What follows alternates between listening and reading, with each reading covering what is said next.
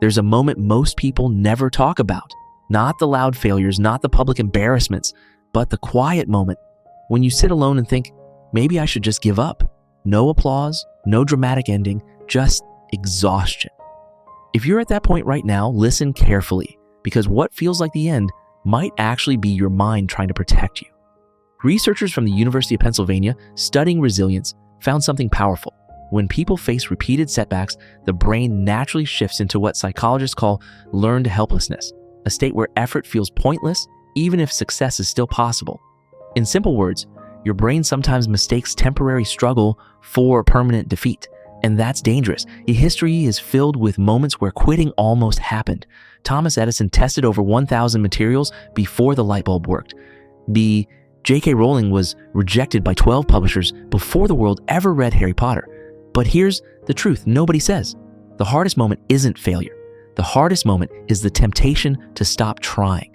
Because when you stop, you remove every possibility that still existed.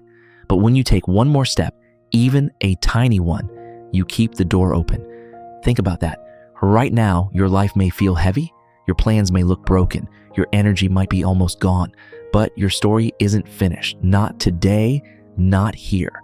Sometimes the difference between people who transform their lives and people who stay stuck forever is just one more attempt when quitting felt easier, one more application, one more workout, one more day of showing up, and suddenly momentum returns.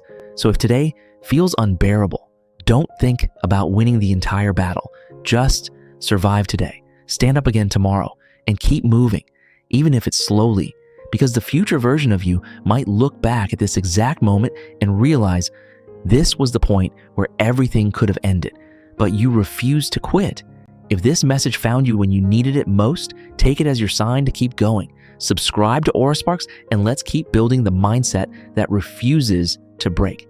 And if you're still standing right now, drop a comment saying still fighting, because sometimes the strongest decision you can make is simply not giving up.